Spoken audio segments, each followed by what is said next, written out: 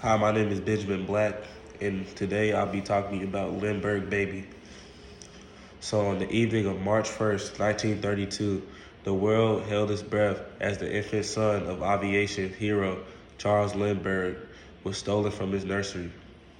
It was a crime that captivated and horrified the nation. But nearly a century later, the question lingers: was justice truly served, or did the shadow of doubt obscure the truth? My research this semester has divided into the complexities of the Lindbergh baby kidnapping, focusing specifically on the evidence presented against and in defense of Bruno Richmond Hauptmann. It's a case filled with twists, turns, and enduring questions.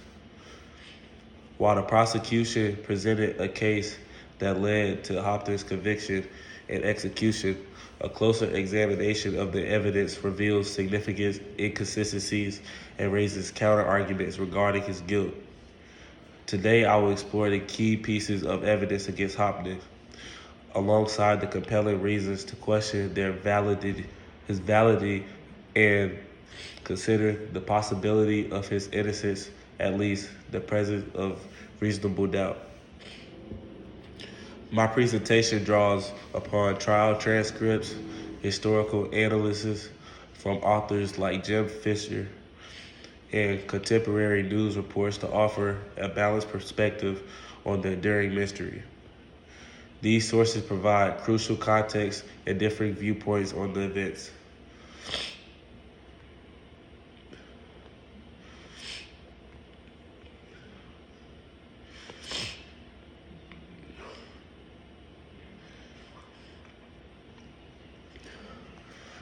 So, the evidence for the guilt. There was a significant piece of evidence against Hauptmann was the discovery of a portion of the ransom money, over $14,000, in his garbage nearly 2 years after the kidnapping. The serial numbers on these bills matched those on the bills paid to the kidnapper. This evidence was a cornerstone of the prosecution's case, suggesting a direct link between Hauptmann and the crime. However, several counterarguments challenged the link between the money and Hauptmann's direct involvement in the kidnapping.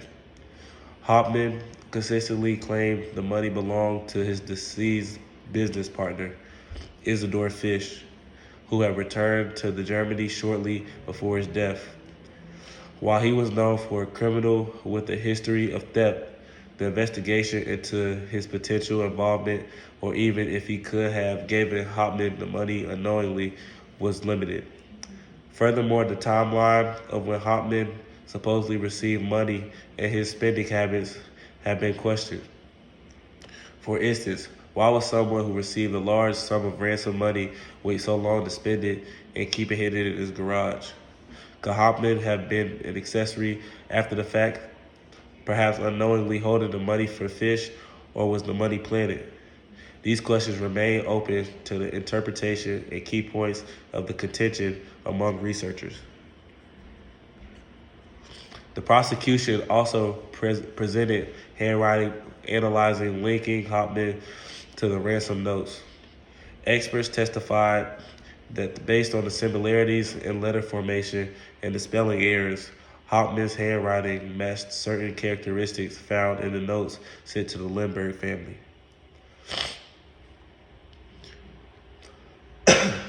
However,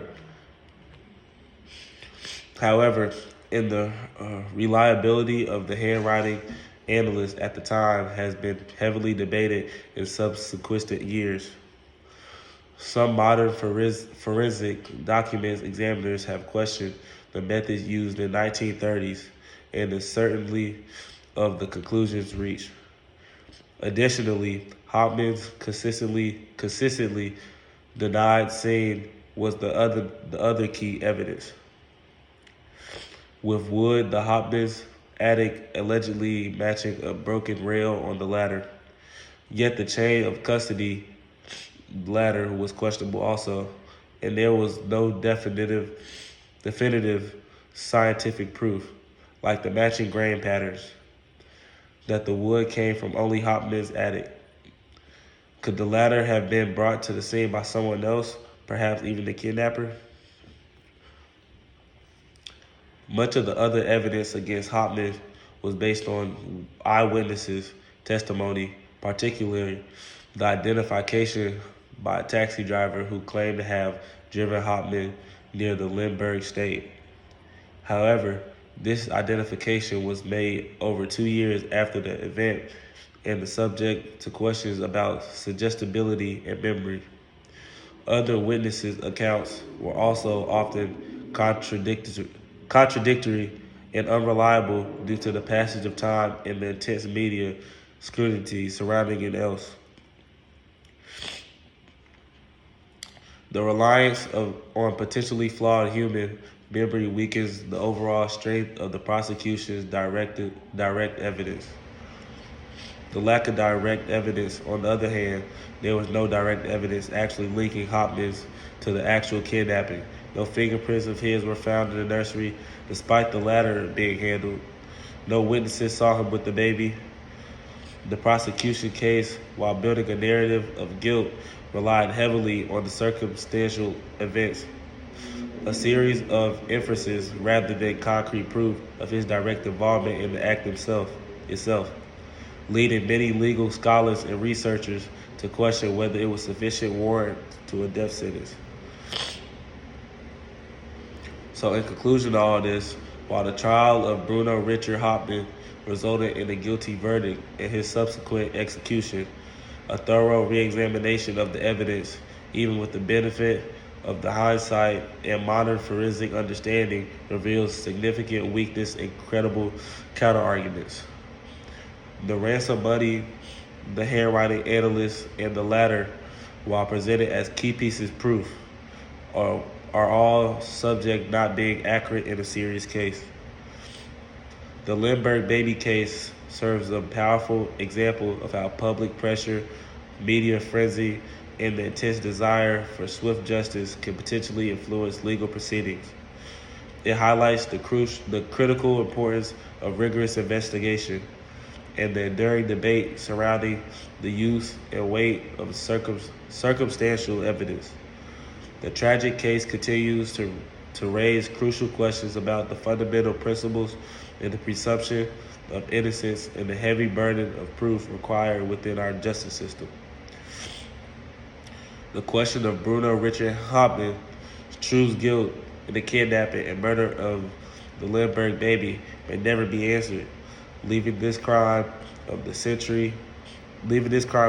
crime of the century, as a chilling reminder of the complexities of the crime, the pursuit of justice, and the enduring power of doubt in the face of even most sensational cases. So, as I told you here, this crime was a real big crime back in the day, and it was one of the most horrific crimes that we may not know, like, what happened. So, thank you for listening.